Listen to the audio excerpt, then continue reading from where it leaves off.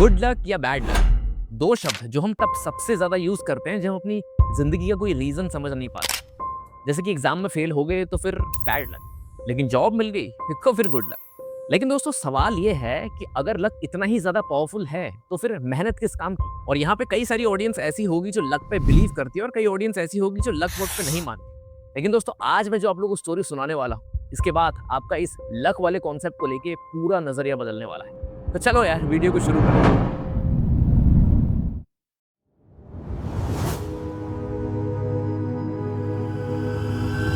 Eric नाम का एक आदमी अपने कुत्ते नोवा के साथ शाम की वॉक पर निकला होता है। मौसम बिल्कुल ठीक ठाक था, हवा हल्की ठंडी है और रोड एकदम शांत है। नोवा लीश पर बंधी हुई है और खुशी खुशी इधर उधर सूंघती हुई चलती है। और अचानक से झाड़ी के पीछे एक रैबिट उछलकर बाहर निकलता है। नोवा एक पल के लिए बिल्कुल रुकती है, फिर तेजी से रैबिट की तरफ भागने लगती है। एरिक का हाथ थोड़ा लूज होता है, लीश उसकी उंगलियों से बिल्कुल फिसल जाती है और वो चिल्लाता है नोवा, और उसके पीछे दौड़ पड़ता है। पर जितना एरिक तेज भागता है नोवा उतना ही तेज आगे निकल जाती है। कुछ ही सेकंड्स में नोवा एक मोड़ लेती है, झाड़ियों के बीच घुस जाती है और एरिक की नजरों से बिल्कुल गायब हो जाती है। रैबिट भी कभी कहीं छुप रहा होता है, कभी कहीं छुप रहा होता है। काफी टाइम गुजर जाता है और धीरे धीरे एक बात साफ हो जाती है कि नोवा अपनी डायरेक्शन भूल चुकी है और अब वो खो चुकी है। एरिक उस दिन का पूरा टाइम उस अपने कुत्ते को ढूंढने में लगा देता है, लेकिन नोवा नहीं मिलती।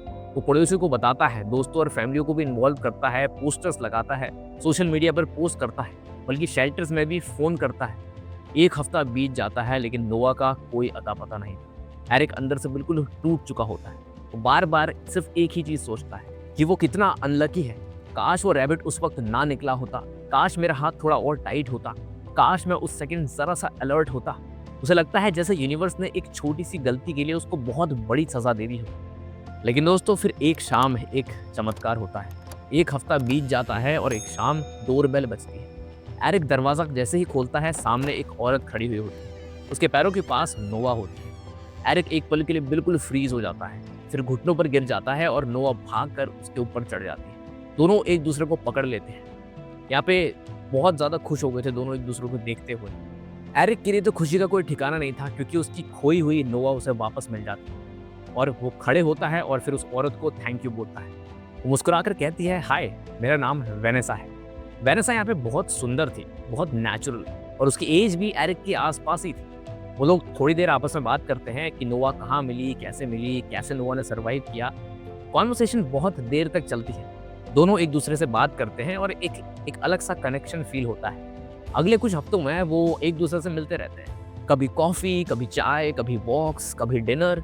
धीरे धीरे दोनों की डेटिंग शुरू हो जाती है। एरिक को लगता है जैसे वेनेसा किसी कहानी की कोई परफेक्ट पार्टनर हो। उसे यकीन नहीं होता कि इतनी काइंड, फनी, इंटेलिजेंट, स्पॉन्टेनियस, इतनी खूबसूरत लड़की उसे कैसे मिल गई। कुछ ही टाइम में दोनों को प्यार हो जाता है। उनकी रिलेशनशिप बहुत ही हेल्दी और बहुत ही स्टेबल थी। एरिक अक्सर सोचता है वो कितना लकी है, उसे वेनेसा मिली। कितनी अजीब बात है, अगर नोवा भागी ना होती तो वेनेसा से कभी भी नहीं मिला होता। अब इन दोनों की कहानी को कुछ महीने बीत जाते हैं। एक दिन एरिक गाड़ी में वेनेसा को पिक करने जा रहा होता है एक इंटरसेक्शन पर। अगले ग्रीन लाइट जैसी होती है वैसी ही वो आगे बढ़ता है और अचानक साइड से एक गाड़ी फुल स्पीड में आकर उसकी कार से टकरा जाती है। वो कार के ड्राइवर ने रेड लाइट जंप करी होती है। एरिक का सर डैशबोर्ड से टकराता है, गाड़ी पूरी पलट जाती है और एरिक के सामने सब कुछ अंधेरा हो जाता है। 1 घंटे बाद एरिक होश में आता है। अब जब एरिक होश में आता है तो वो अपने आप को हॉस्पिटल में पाता है। डॉक्टर एरिक को बताता है कि सीवियर हेड इंजरी हुई है, इसके काफी टेस्ट कराने होंगे, ब्रेन स्कैन भी करना होगा, पता करना पड़ेगा कि इंटरनल ब्लीडिंग हुई है या फिर कोई परमानेंट डैमेज तो नहीं हुआ है। एरिक बेड पर लेटा हुआ सोचने लगता है, यार कितनी बदकिस्मती है, मैं उसी वक्त उसी रोड पर उसी सेकंड क्यों निकला। रात पूरी अस्पताल में गुजारता है। अगले दिन डॉक्टर एरिक के रूम में जाते हैं। डॉक्टर एक सवाल पूछते हैं, बोलते हैं कैसे हो यार, कैसा फील हो रहा है। एरिक जवाब देता है, सही हूँ, बस थोड़ा सा फजी सा लग रहा है बस।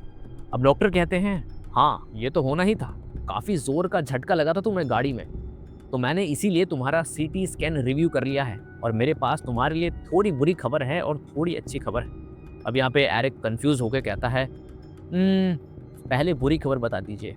डॉक्टर कहता है, वैसे टेक्निकली देखा जाए तो दोनों ही एक बात से जुड़ी हुई खबरें हैं। अब एरिक का कंसर्न और कन्फ्यूजन दोनों बढ़ जाते हैं। वो बोलता है, मतलब डॉक्टर कहता है बुरी खबर ये है कि हमें तुम्हारे ब्रेन में जो दिख रहा है वो एक ग्लायोमा लगता है। अब ये कहते ही डॉक्टर एक पल के लिए रुकता है और एरिक उसे देखता रहता है बिना समझे कि इसका मतलब क्या होता है। डॉक्टर आगे कहता है ये एक तरह का ट्यूमर है मिस्टर एरिक, आपके ब्रेन में एक ट्यूमर है। एरिक का दिमाग सुन्न पड़ जाता है। डॉक्टर एक्सप्लेन करता है एक्सीडेंट की वजह से हमने ब्रेन स्कैन किया, उस स्कैन में ट्यूमर निकला। नॉर्मली ऐसे ट्यूमर्स तब डिटेक्ट होते हैं जब वो मैलिग्नेंट हो चुके होते हैं, जब बचना बिल्कुल मुश्किल हो जाता है। अगर तुम्हारा एक्सीडेंट नहीं हुआ होता तो हमने तुम्हारा ब्रेन स्कैन नहीं किया होता, और अगर ब्रेन स्कैन नहीं किया होता तो ये ट्यूमर शायद बढ़ता रहता है, जिसकी वजह से तुम्हारी जान भी जा सकती थी।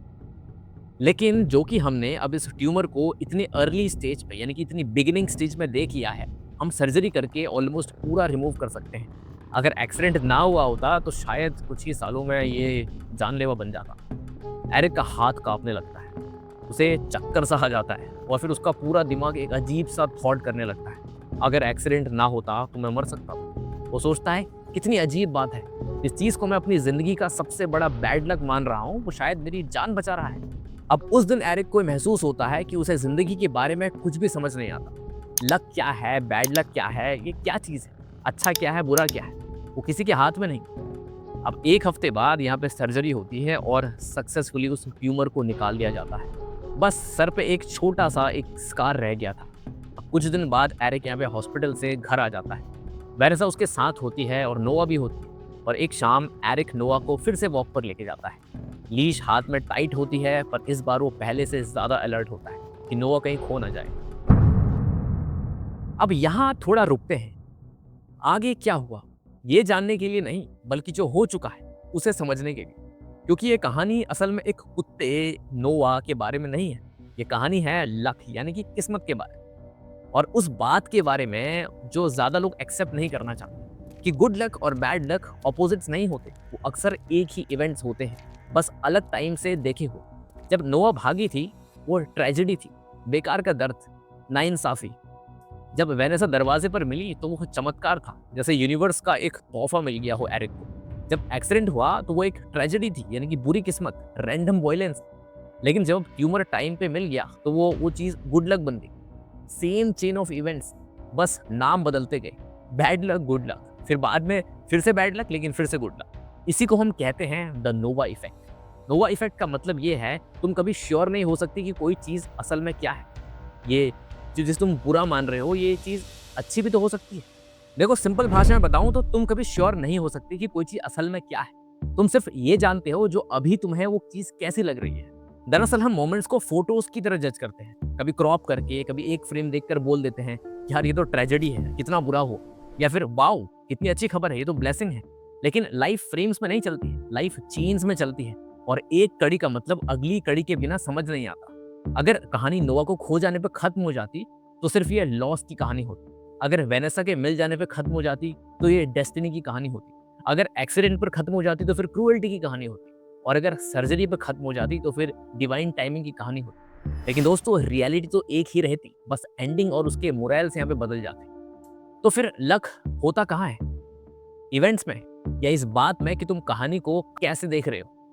जैसे कि हम बोलते हैं ये मेरी जिंदगी का सबसे अच्छा दिन था, ये मेरी जिंदगी का सबसे बुरा दिन था, और असल में हम कह रहे होते हैं ये वही पॉइंट है जहां तक मुझे कहानी दिख रही है। गुड लक अक्सर बैड लक से जुड़ा होता है और बैड लक अक्सर गुड लक से जुड़ा होता है। और दोस्तों ये ब्रह्मांड, ये यूनिवर्स कहानियां इंसानी भाषा में नहीं लिखता। वो लेसन, रिवॉर्ड, पनिशमेंट, जस्टिस जैसे चैप्टर्स फॉलो नहीं करता। वो बस मूव करता है, चलता रहता है बिना कोई एक्सप्लेनेशन दिए, बिना सॉरी बोले, बिना कोई रीजन बताए, और हम बीच में खड़े होकर उस मूवमेंट को मीनिंग में कन्वर्ट करने की कोशिश करते हैं। हम लोग ये चाहते हैं कि हमारे दुख का कोई मतलब ही ना हो, हमें बस खुशी डिजर्व हो, हमारी सफरिंग जस्टिफाइड हो। इसलिए हम बोलते हैं सब कुछ किसी रीजन से होता है, और शायद ये विजडम नहीं है, शायद ये सिर्फ इमोशनल या एक सेल्फ डिफेंस है। ये कहानी जो हम खुद को सुनाते हैं ताकि एक साइलेंट यूनिवर्स में रहना थोड़ा सा आसान हो जाए। नोवा इफेक्ट कोई कंफर्ट नहीं देता, वो बस क्लैरिटी देता है। वो कहता है तुम बुक नहीं पढ़ रहे, तुम बस एक पैराग्राफ के अंदर खड़े हो। और बेसिकली आप लोग पूरे नोवेल का जजमेंट सिर्फ एक लाइन देखकर कर रहे हो। हर लॉस पनिशमेंट नहीं होती, या हर गिफ्ट कोई रिवॉर्ड या प्रोटेक्शन नहीं होता, हर डिजास्टर एंड नहीं होता, और वैसे ही हर मिरेकल मर्जी नहीं होता। दोस्तों नोवा इफेक्ट हमें यही समझाता है कि लाइफ तुम्हारे साथ होने वाली कहानी नहीं है। लाइफ बस वो चीज है जो बार बार डिसाइड करती रहती है कि तुम्हारे पास्ट इवेंट्स का मतलब क्या है, और वो ये डिसीजन बदलती रहेगी हमेशा। तो अगले टाइम जब कुछ बुरा हो या फिर कुछ बहुत अच्छा हो जाए, तो लेबल लगाने से पहले रुकना, क्योंकि तुम नहीं जानते कि तुम किस सेंटेंस के बीच में खड़े हो, और तुम ये भी नहीं जानते कि ये मोमेंट आगे जाके क्या बनेगा। कोई अनसर्टेनिटी या वो इनेबिलिटी डिसाइड कर पाना कि तुम जीते हो या फिर हारे हो, वो वीकनेस नहीं होती, वो ऑनेस्टी है। वो प्राइस है कॉन्शियस होने का, एक ऐसी कहानी के अंदर जो तुम्हें कभी नहीं बताएगी कि उसका जेनरे है क्या। यानी कि अगर पहले ही आप सब कुछ जान जाओ, तो फिर जीवन का मतलब ही क्या है।